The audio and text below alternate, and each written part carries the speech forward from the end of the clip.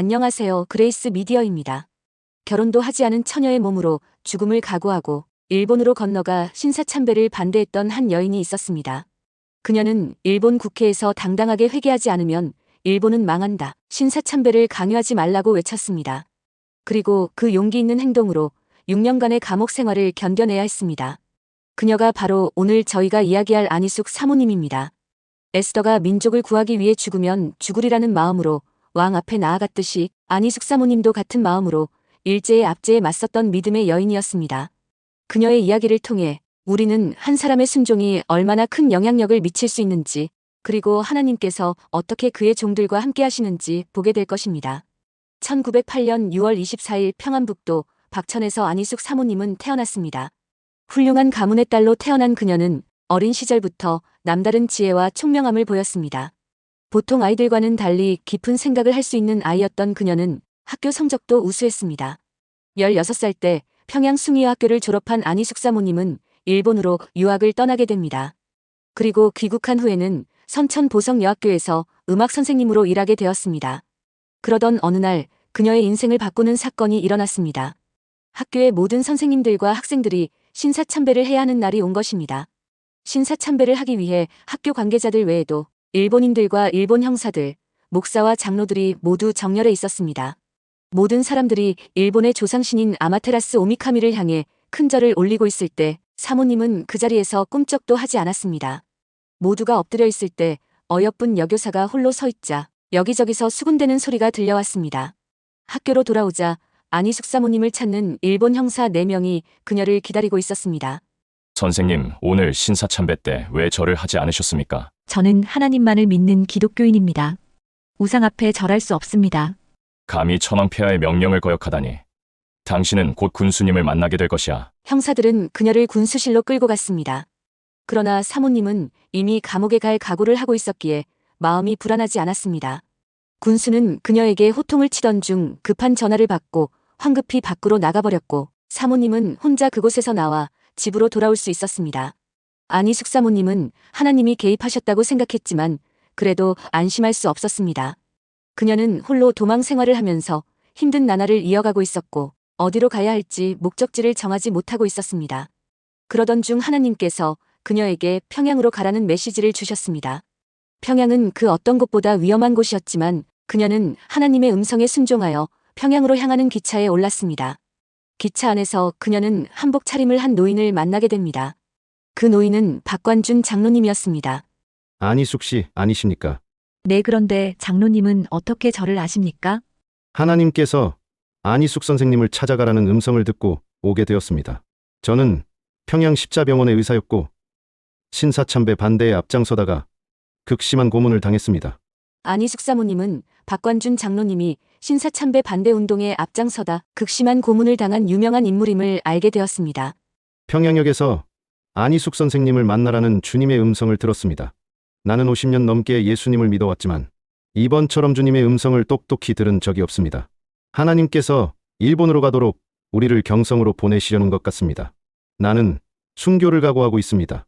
사모님은 위대한 믿음의 용사를 만난 것에 기뻤지만 한편으로는 걱정도 되었습니다. 자신은 나약한 여성이었고 너무 갑작스러운 일이라 쉽게 결정할 수가 없었습니다. 그녀는 몇 날 며칠을 기도하면서 하나님의 인도하심을 기다렸습니다.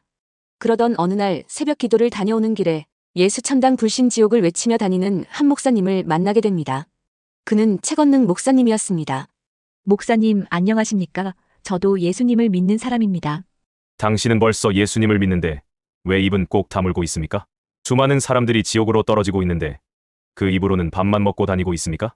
예수님을 믿기만 하면 됩니까? 복음을 전해야 합니다. 가만히 있는다고 평안할 것 같습니까?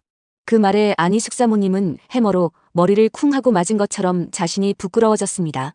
그리고 자신도 모르게 이렇게 외쳤습니다. 옳습니다, 옳습니다.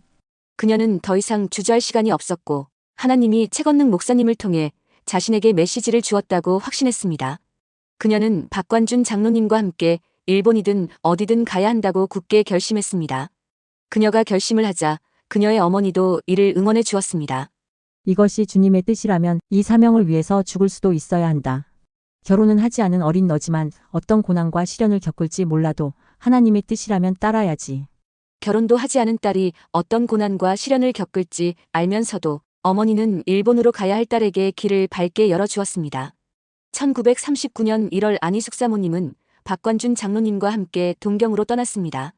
그들은 일본의 목사들과 장로들, 정치가들, 군인들을 만나 신사참배는 국민의식이 아니라 하나님의 계명을 어기는 우상 숭배임을 알리고 다녔습니다. 그리고 조선의 신사참배를 강요하지 말 것을 강력히 요청했습니다. 안희숙 씨, 당신들이 하는 일은 매우 위험합니다. 일본 정부가 가만두지 않을 것입니다. 목사님, 저희는 하나님의 계명을 지키기 위해 이 일을 하고 있습니다. 생명을 걸고라도 하나님의 진리를 전해야 합니다. 당신들은 자신이 무슨 일을 하고 있는지 알고 있습니까? 전쟁 중인 나라에서 이런 행동은 반역죄에 해당합니다. 우리는 반역을 꾀하는 것이 아닙니다. 다만 하나님의 첫 번째 계명을 지키려는 것입니다. 우상 앞에 절하지 말라는 계명을 지키기 위함입니다. 아무 힘도 없는 조선 사람들이 동경에 와서 이렇게 외치고 다니는 것은 보통 용기로는 절대 할 수 없는 일이었습니다. 하지만 안희숙 사모와 박한준 장로는 이에 만족하지 않고 함께 일본 국회 참관을 했습니다. 그들은 일본 국회의원들과 전 세계 기자들이 보는 앞에서 자신들을 그리스도의 증인으로 소개하고 신사참배를 반대하는 경고문 전단을 뿌린 뒤 현장에서 체포되었습니다. 전 세계는 한국 여성의 용기에 놀랐고 일본도 이 사건을 신문에 대서특필하면서 그들의 용기를 칭찬했습니다. 안희숙 사모님은 며칠 뒤 평양 형무소로 이송되어 그곳에서 감옥 생활을 하게 되었습니다. 평양 형무소에서 사모님은 죄수번호 57번을 받았습니다. 그곳에는 죄수번호 92번을 달고 있는 만주 여자가 있었습니다. 어렸을 적 극심한 가난 속에 17살의 나이에 늙은 남자에게 시집갔다가 다른 남자와 눈이 맞아 남편을 죽이고 도망쳤다가 붙잡힌 여자였습니다. 당시 그녀는 너무 심한 고문을 당해 미쳐버렸으며 계속 고함을 지르고 대소변도 가리지 못해 독방을 쓰고 있는 여성이었습니다. 안희숙 사모님도 그 고성을 참을 수 없는 날이 많았지만 언젠가부터 그 고성이 살려달라는 영혼의 부르짖음으로 들리기 시작했습니다. 사모님은 간수에게 부탁해 그 여자와 같은 방을 쓰게 해달라고 했습니다. 57번 당신도 미쳤소. 그 미친 여자와 같은 방을 쓰고 싶다니 맞아 죽을 수도 있소. 괜찮습니다. 제가 그녀를 돌보겠습니다. 하나님께서 도와주실 것입니다. 그 간수는 안희숙 사모님도 미쳤다고 생각했고 좋은 구경거리가 될 것 같아 그 부탁을 들어주었습니다. 그 미친 여자는 아무 때나 사모님에게 달려들었고 이상한 행동을 했으며 공격을 가했습니다. 사모님은 끊임없이 그 여인을 달래고 도와주었습니다. 혹독한 추위 속에 그녀가 편히 잠들 수 있게 그녀의 얼음장 같은 발을 가슴에 품은 채 잠에서 깰 때까지 기도했습니다. 안희숙 사모님은 그녀를 위해 금식 기도도 했고 귀한 양식을 그 여인에게 고스란히 주었습니다. 그렇게 몇 날 며칠 아무것도 먹지 않아 사모님은 부들부들 떨렸지만 그녀는 92번 여인에게 약간의 죽을 떠먹여 주었습니다. 예수님께서 당신을 사랑하십니다. 당신의 죄를 용서하시고 새 생명을 주고 싶어 하십니다. 예수님을 믿으세요. 나 같은 사람도 구원받을 수 있을까요? 물론이지요. 예수님은 죄인을 부르러 오셨습니다. 당신을 위해 십자가에서 돌아가셨습니다. 그렇게 시간이 흐르고 그 여인은 사모님이 전하는 복음을 받아들였으며 놀랍게도 미친 상태에서 깨어났습니다. 그 여인은 자신의 남편을 죽인 일을 후회하고 회개하면서 끊임없이 울고 기도했습니다. 내가 무슨 짓을 했는지 이제야 깨닫게 되었어요. 하나님 용서해 주세요. 정말 죄송합니다. 결국 92번 그 여인은 남편을 죽인 죄로 사형을 받게 되었지만 그녀의 영혼은 예수 그리스도를 믿어 구원받았습니다. 그녀는 사형 집행 직전 희망이 담긴 눈빛으로 안희숙 사모님에게 이렇게 말했습니다.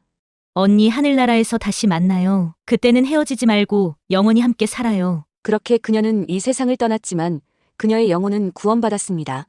시간이 흘러 안희숙 사모님은 형무소에서 단추다는 일을 하게 되었습니다.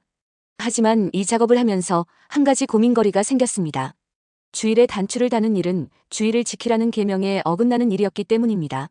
안희숙 사모님은 하나님을 위해 죽으려면 철저히 순종해야겠다는 생각이 들었기 때문에 주일에는 무슨 일이 있어도 일하지 않겠다는 원칙을 세우고 이에 맞서 싸울 일을 대비하고 있었습니다. 주일 아침이 되자 간수가 감옥 문 안으로 일거리를 던져주었습니다.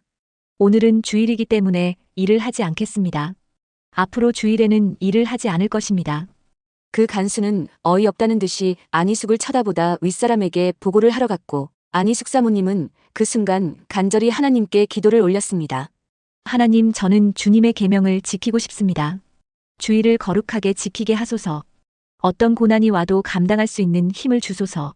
그러다 그녀는 꿈인지 환상인지 일본 씨름꾼이 자신의 눈앞에 나타나는 것을 보게 됩니다.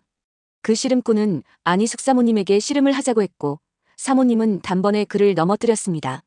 그 씨름터에는 200명이 넘는 일본인들이 대기하고 있었는데 그녀는 그들을 차례대로 모두 넘어뜨렸습니다. 현실은 아니었지만 사모님은 너무 기뻤고 용기가 났습니다. 그때 형무소 소장이 도착했습니다. 그 소장은 하나님이 보여주신 그 씨름꾼을 닮아 있었습니다. 소장은 그녀를 한참 동안 쳐다보다 입을 열었습니다. 당신은 최고의 학교에서 교육을 받았고 훌륭한 가문에서 자랐지 않소. 교사 경험도 있으며 교양과 상식도 풍부할 텐데 왜 감옥의 법을 지키지 않지? 저는 죄가 없이 잡혔습니다. 그리고 저는 감옥의 법을 어긴 적이 없습니다. 소장은 화가 나서 벌떡 일어났고 옆에 있는 군모를 집어쓰고 흰 장갑을 끼고 절도 있게 말했습니다. 형무소 소장인 나는 대일본제국 천황 폐하의 이름으로 명령한다. 성스러운 전쟁을 승리로 끝내기 위해 온 국민이 한 마음으로 일하고 있다. 그 누구에게도 예외가 될 수 없다. 그러므로 57번에게 일요일도 일할 것을 명령한다. 그러나 사모님은 조금도 물러서지 않고 의자에서 벌떡 일어나 소장 앞으로 다가섰습니다. 소장이 어이없는 표정으로 바라보았지만 그녀는 조금도 두려워하지 않고 유창한 일본말로 소장보다 더 큰 목소리로 크게 외쳤습니다. 나 안희숙은 천지와 만물을 만드시고 주장하시고 이루시고 살아계신 그 하나님이 엿새 동안 모든 일을 하시고 일에 되는 날에는 쉬셨기 때문에 나는 하나님의 종된 신분으로 주일에는 일을 할 수 없습니다. 사모님은 몸이 부들부들 떨렸지만 하나님께 의지하며 모든 것을 맡겼습니다. 그런데 예상치 않은 일이 벌어졌습니다. 안희숙 사모님을 꾸짖으려고 했던 소장이 화난 표정을 풀더니 한숨을 내쉬며 그녀에게 가서 앉으라고 한 것입니다. 그리고 잠시 무엇인가를 생각하더니 낮은 음성으로 이렇게 말했습니다. 신앙에 대해서 말로만 들어왔는데 오늘 내가 그 신앙이라는 것이 무엇인지 확실히 보았어.